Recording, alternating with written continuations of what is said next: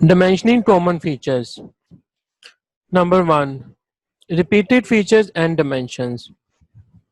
So repeated features and dimensions may be specified on a drawing by the use of an letter X in conjunction with the numeral to indicate the number of times or places they are required. So a space is shown between the X and the dimension as shown in the figure below. ये हमारे पास एक strip है जिसके अंदर total number of जो circles हैं जो holes हैं वो 17 है और उनका डाया जो है 0.258 है। तो ये जो एच है ये इंडिकेट कर रहा है इन सब 17 होल्स का डाया 0.258 है और जो इन बिटवीन डिस्टेंस है सेंटर टू सेंटर होल का वो 0.60 है। तो टोटल जो डिस्टेंस है आपका वो 16 प्लेसेस तक 0.60 होगा और टोटल जो होगा ओवरऑल वो 9.60 होगा। जैसे यहाँ पे इंडिकेट किया हुआ है टोटल 8 हमारे पास सर्कल्स हैं या होल्स हैं जिनका डाया 2.81 है और वो इक्वली स्पेस है ऑन द डाया 2.34। तो ये जो सर्कल का डाया है इसका 2.34 है, मतलब इस सर्कल का डाया 2.34 है और उसके इक्वली स्पेस पे आपके पास ये 8 सर्कल है जिनका डाया 2.81 है।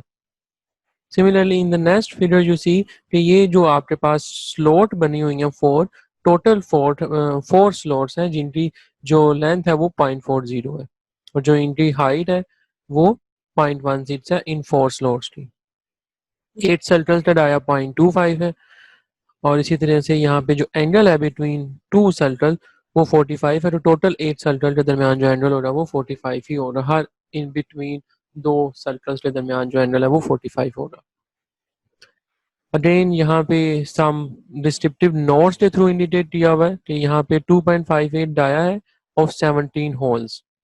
जैसे यहाँ पे लिखा हुआ है 16 स्पेसिस एट 0.60। तो यहाँ पे अब यहाँ पे डिस्क्रिप्टिव नोट्स के थ्रू उसको इंडिकेट किया हुआ है जो प्रीवियस फिगर के अंदर यहाँ पे आपको नंबर ऑफ टाइम्स के साथ एक्स नंबर के साथ इंडिकेट किया हुआ था। Dimensioning the chamfer.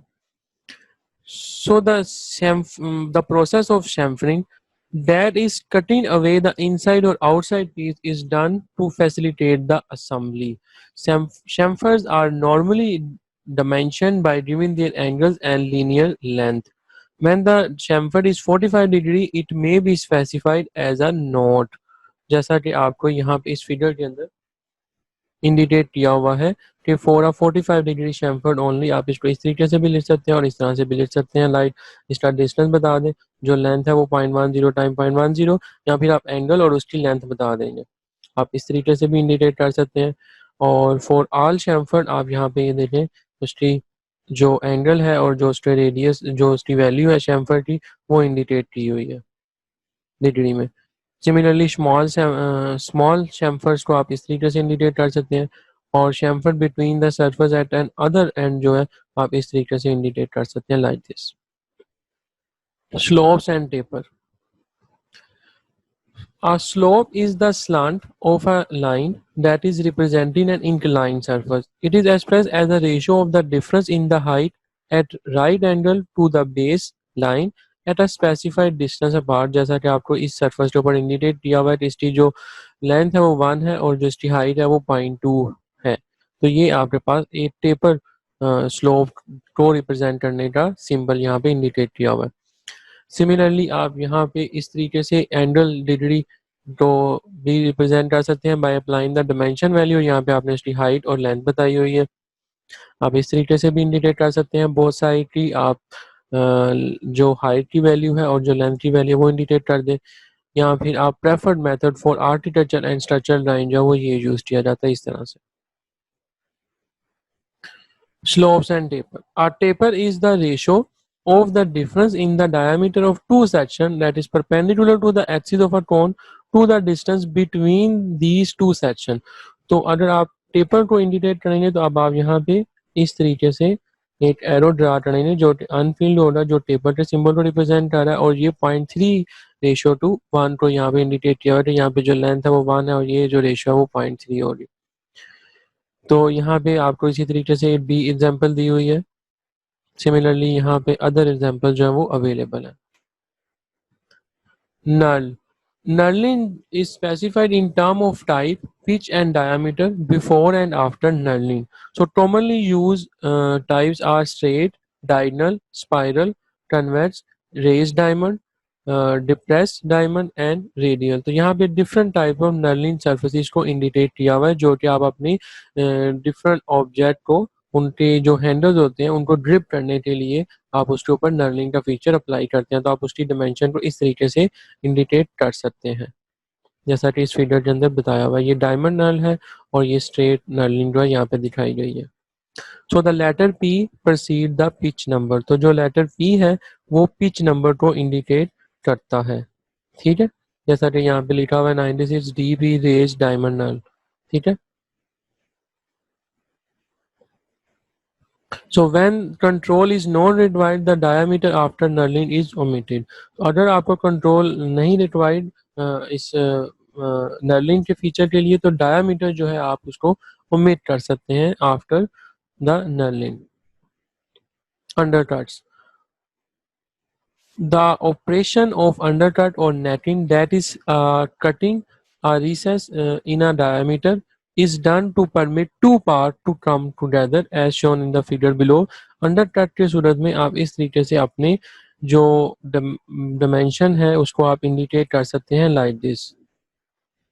तो ये शैम्फर्ड एंड अंडरकट की एप्लीकेशन यहाँ पे दिखाई गई है जो कि आपके बेसिकली दो डिफरेंट ऑब्जेक्ट्स को आपस में ज्वाइन करने के लिए यूज किया जा रहा है जैसे chamfer added to the hole to accept the shoulder of a part तो यहाँ पे आप शैम्फर ऐड करते हैं ताकि इजीली इसके अंदर इन हो जाए इसी तरह से part can not fit flush in hole because of shoulder यहाँ पे ये शोल्डर होने की वजह से इसके अंदर प्रॉपर फिट नहीं हो पाएगा and the small part with undercut added permit the part two fit flush तो ये जो आपका फ्लश था आप यहाँ पे अंडरकट अप्लाई करते हैं ताकि ये प्रॉपर असेंबली हो सके इन तरह के एप्लीकेशन के लिए आप उसकी डिमेंशन कुछ इस तरह से देते हैं प्लेन अंडरकट की सूरत में और अंडरकट विद रेडियस यहाँ पे इसकी वैल्यूज बताई गई है wire sheet metal and drill rod wire sheet metal and drill rod which are manufactured to gauge or code size should be shown by their decimal dimension but the gauge numbers drill letter and so on may be shown in parentheses following those dimensions like sheet 0.141 और sheet 0.081 आगे आपने number लिखा हुआ है 10 USSGA और number है इसका second sheet का 12B एंड SGA तो ये USSGA जो है ये US गेज का स्टैंडर्ड है और BNSGA जो है ये ब्राउन एंड शार्प गेज का स्टैंडर्ड है dimensioning for manufacture it should be emphasized that the dimension must be preferred or performed with the user of the drawing very much in mind so in the case of finishing bearing housing as shown in a figure A two different production processes are involved in its manufacturing namely the casting and the machining of the component. So it is sometimes preferable to produce two separate drawings, one to show the dimension of the finished casting and the other to show the dimension which are applicable to the actual machining operation. So figure P show the suitable drawing for the casting pattern maker. Allowance are made for machining and for the fact that the casting will shake when it cools.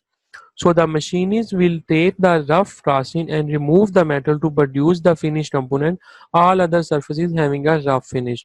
तो यहाँ पे अगर आप dimension for the manufacturing की बात करें तो यहाँ पे दो फिगर्स आपको दिखाई जा रही हैं जो पहली वाली फिगर है इसके अंदर हम dimension को ज़्यादा रख रहे हैं क्योंकि हमने इसकी कास्टिंग करनी है और जब आपको उसकी फिनिशिंग रिक्वायर्ड है तो उस सूरत में आपको उसकी फाइनल जो ड्राइंग है जो फाइनल इंस्पेक्शन के बाद आपकी ऑब्जेक्ट तैयार होगा उसको भी आपने यहाँ पे ड्राइंग बनानी होती है जो इंडिकेट कर रही है जो मशीनिंग के बाद आपको डिमेंशन होगी वो ये है तो ये जो डिमेंशन है ये आपकी कास्टिंग के लिए डिमेंशन है क्योंकि श्रिंकेज होनी होती है कास्टिंग के प्रोसेस के अंदर तो आप अपनी डिमेंशन को ज़्यादा रखते हैं ताकि जो रिक्वायर्ड आपकी डिमेंशन है वो अचीव हो सके आफ्टर द मशीनिंग अगर जो आपकी रिक्वायर्ड डिमेंशन है उसी की आप कास्टिंग करेंगे तो श्रिंकिंग जो है वो वैसे ही शॉर्ट हो जाएगी और जब आप फिनिशिंग करेंगे तो उसकी जो मटेरियल रिमूव हो रहा है तो फर्दर उसकी डिमेंशन शॉर्ट हो जाएगी जो कि आपके पार्ट की क्वालिटी को सेटिस्फाई नहीं कर पाएगा पार्ट आपका एक्सेप्ट नहीं होगा तो इस वजह से आप पहले डायमेंशन उसकी ज़्यादा लार्जर बनाते हैं ताकि आप इजीली उसकी पहले कास्टिंग कर लें